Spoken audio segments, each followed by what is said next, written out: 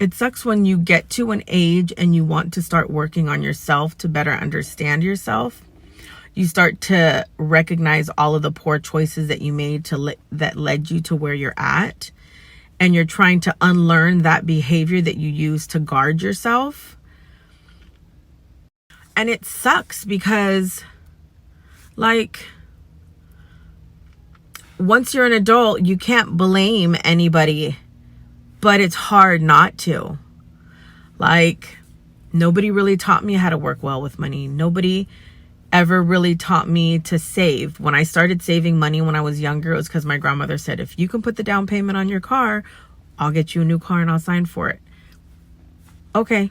And that was, that taught me how to do that. But once I got my car, it wasn't like, make sure you save money in case something goes wrong with your car. You're going to have to pay for it. I was like, we got the extended warranty. We're good. And then I didn't change my oil for over a year. And then something happened to my engine and it cost me $2,000. But it didn't cost me. My grandmother paid for it. But had I known, because I had already had the car for it was a year and a half. But had I known, I could have paid for half of it. I could have done more, but it was one of those, it had to be paid for or I couldn't drive my car. So that was that. Then when my grandmother moved to Puerto Rico, the second car that I had almost got taken away because I wasn't paying it because she had been paying it. So what I had always done was I would give her half of the car payment and she would pay for the car payment and the car insurance. Then she goes to Puerto Rico and I'm like, I didn't have my gym membership anymore, which she had paid for since I was in like 8th grade because it was like $7 at the time with LA Fitness. I didn't have car insurance anymore and my car was going to be impounded, like repoed. And I was like, I got a call from them saying this and I started crying. I was like, wait a minute, what? Why? How come the payments haven't been made? I was sending the money to my grandma and she was taking it like I was giving her money. I wasn't giving you $250 a month to go take care of my brother because now you're in Puerto Rico because he needed to be out there. Like my whole life altered, which I was an adult. I was 20, 21, 20 or 19. I think I was 20. And I was just like, and I called her. She was like, oh, Mamita, I thought you were sending me the money because I'm out here and, it's hard. And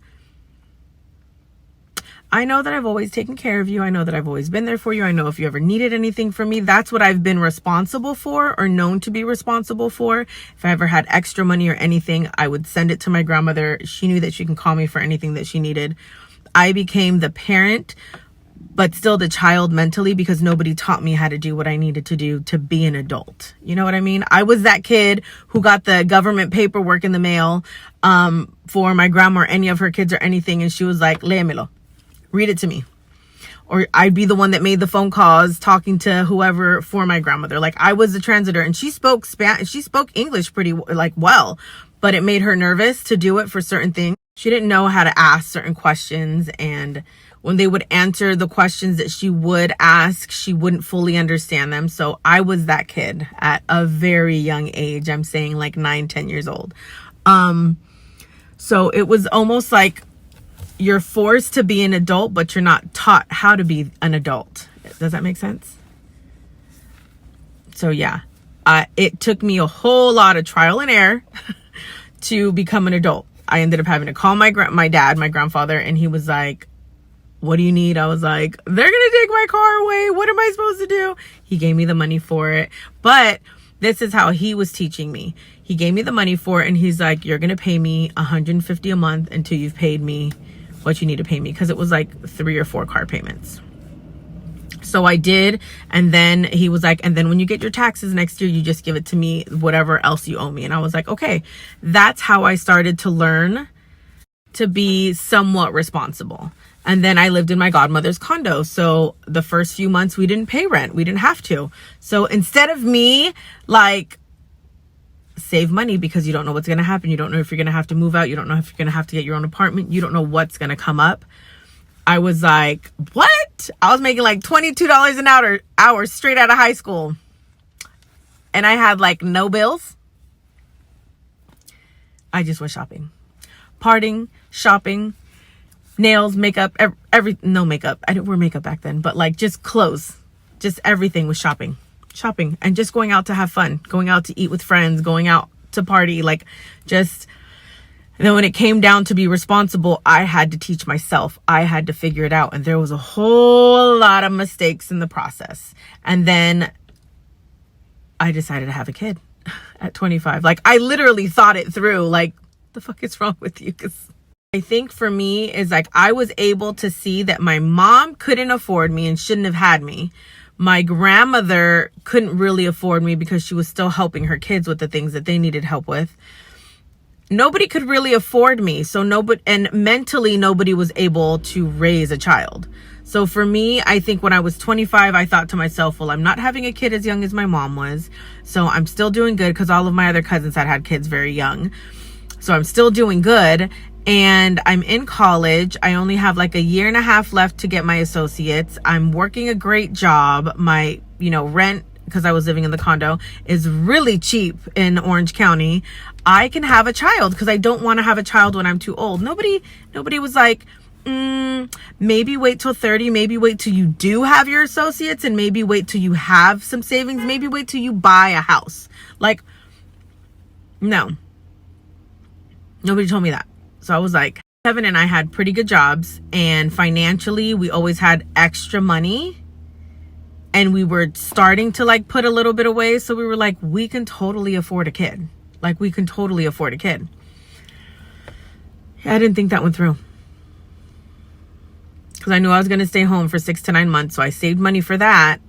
And then when I went back to work, I didn't have childcare. Like I couldn't have my grandmother do it because she wasn't feeling too well because she had finally come back from Puerto Rico.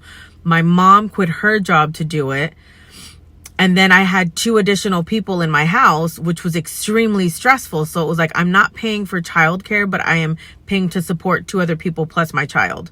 So it became very stressful. So it's like, there was never a time that I was able to just sit down with myself and be like, this is what you need to start doing and see if this works for you. And if it doesn't, try something else because you need to grow the fuck up. It's time. When I decided to do that, no. Yeah, I know. So now it's where it's a fixed income. Now I know when I go back to work, I know that I could survive off of what I'm making right now on disability. So my mindset is not, it's going to work. That's what I'm telling the universe. It is going to work. I'm going to manifest it. I'm going to figure this shit out. It's going to be some work. And I'm already aware of that. But I bought that little thing that you like start saving money in different envelopes. It's like, this is for this bill. This is for this bill. This is for this bill. I've started learning how to not spend so much on groceries, so I'm learning, but I'm 43. I know I have friends that their parents taught them this in their early 20s or before they even graduated high school. So I feel like, yeah, I'm a little angry. And yeah, I'm going to sulk a little bit and feel sorry for myself. Then you have assholes who are like, just grow up. Stop blaming your parents. But the people who don't say that are the people who understand exactly how I feel. But then you have some people who had shittier lives than I did. And those are the ones that are quick to be like, I figured it out. Good for you. Good for you. Like, genuinely good for you. That is fucking awesome. That is an accomplishment. Not everybody has the mental strength to do that. Not everybody has the capacity to figure things out and compartmentalize and do all of that on their own because they figured that out on their own. There's so many talents that I have that I'm pretty sure those people don't have, that I ended up concentrating on more in order to do my survival at such a young age versus they figured out a different one. So we all have our strengths and our weaknesses. And I never understand why people want to make somebody else feel bad because they don't have it. We all have a way of doing it. I'd like to think that we all hit a certain place and time in our lives where we're like, dude, I can't struggle anymore.